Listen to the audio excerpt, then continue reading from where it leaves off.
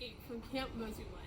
I am getting ready to go on an awesome backpacking adventure, and I want to show you guys how I pack my backpack. So first, we start at the beginning with a map.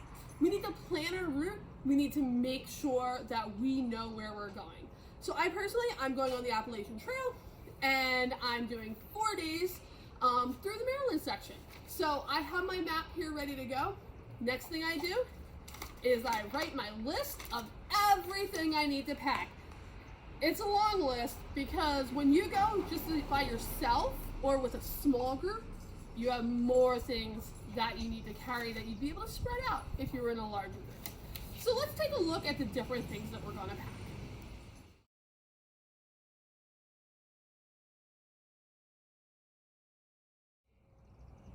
All right, one of the decisions that you need to make sure you have ready to go is your shelter, your sleeping area. So here I have my one-person tent that I've already checked out. It's ready to go. Now, I want a sleeping pad, 1, because it helps my back, but 2, because it insulates me from the ground. So it actually keeps me warmer, and here in the spring, it's a little bit chilly at nighttime. So I need to figure out, do I want the big foam mat or do I want the lightweight insulated mat? So I'm going to take the one here on the left because that's my nice lightweight mat that blows up. And then my sleeping bag. Do I want a sleeping bag that is a little kid sleeping bag that rolls up? Nope. I think I'm going to take my nice sleeping bag here on the left that is lightweight. It stuffs down, but it also keeps you nice and warm. All right, so that's step 1. That's my shelter. So I have my sleeping bag, my sleeping pad, and my tent.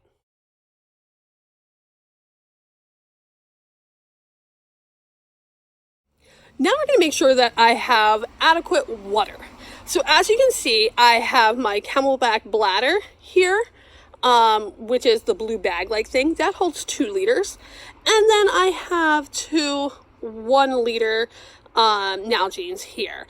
And so I will have 4 liters at all times. Now it's really important if you're going somewhere that doesn't have fresh water that you also make sure you bring something to filter your water, to treat your water. So I can choose between taking my pump, my water pump, which is here on the top, or some iodine tablets here on the bottom.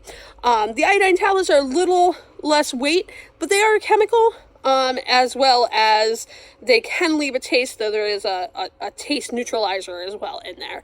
And I usually take the iodine tabs.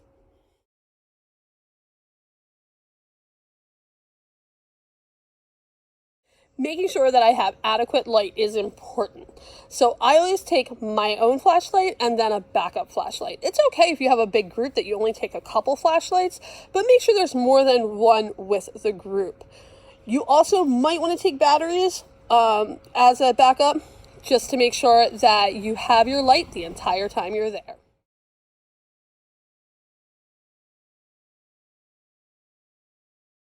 Next comes your cooking supplies. I have been on the Appalachian Trail where I forgot my mess kit. Don't do it. It's not fun. But you're going to make sure that you take some form of backup. While it's nice to have a fire and cook over a fire, when you're a small group or one person, it's not very environmentally friendly.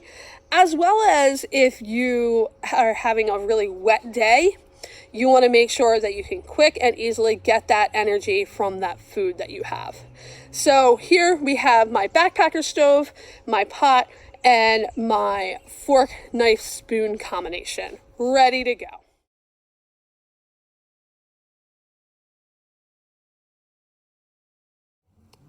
Figuring out what source of fire you're taking is also important. It's important to make sure that it is nicely waterproof, ready to go. Here you see some matches, a waterproof matchbox, and then you see some magnesium and flint, and then a lighter. And then the thing on the far left is emergency, like if it's wet outside, quick light type of source. As well as the wet fire at the top is the same as that. I always take something like that so that if it is wet and I really need to make sure that I have fire, then I am able to. But making sure you take these, and usually I take 2 sources of fire and put them in 2 different spots in case one spot gets wet.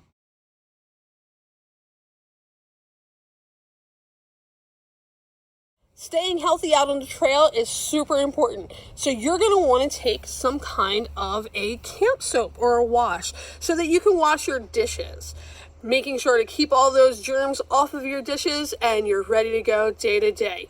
This can also be used as like a shower solution if you're out on the trail for a long time, but I generally use it just to wash my dishes.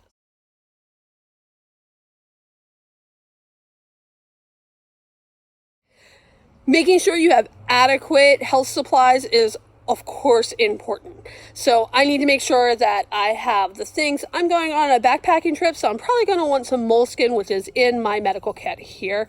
And then I have some ibuprofen, just in case I need it for any sores as I am on my trip.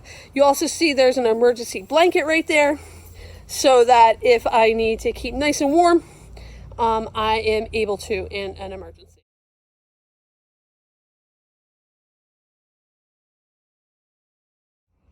Then comes my clothing. I have a raincoat here.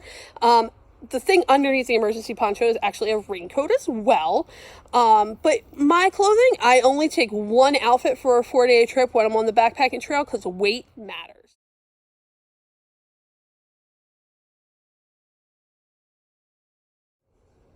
I need to make sure that I have my ability to take care of my waste properly. So I have my shovel here that I like to call Doug, that I can dig into the ground to make my cat hole, and I am ready to go. My toilet paper, because that is important to me, I usually triple bag that before I head out.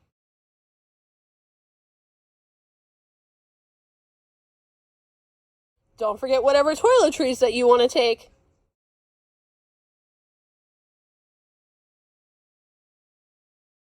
And of course, the food. The food is the heaviest part of your backpacking trip, but also super important to make sure that you have enough nutrients, enough calories as you go on your trip.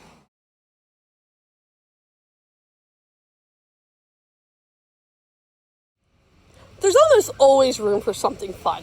Here I have a pack of cards as well as a journal that I can write in. If my weight is too heavy, these are the first things to go.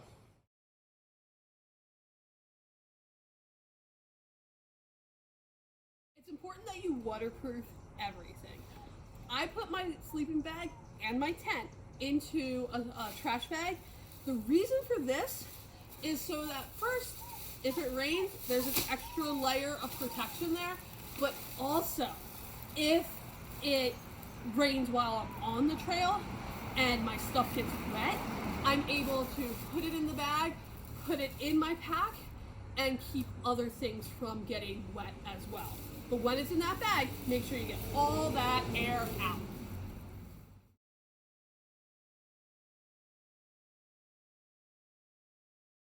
When you're packing your bag, you need to first know the compartments of your bag, but you also need to make sure that your weight is even.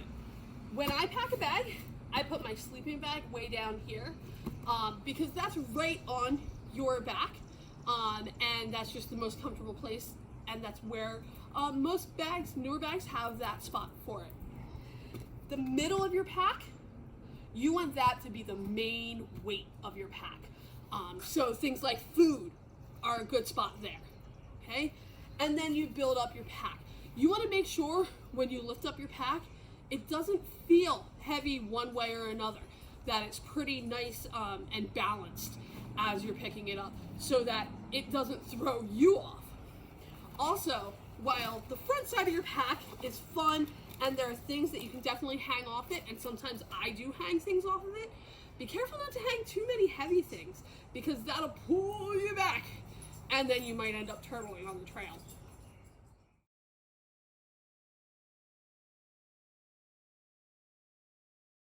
All right, everything's in my pack and ready to go.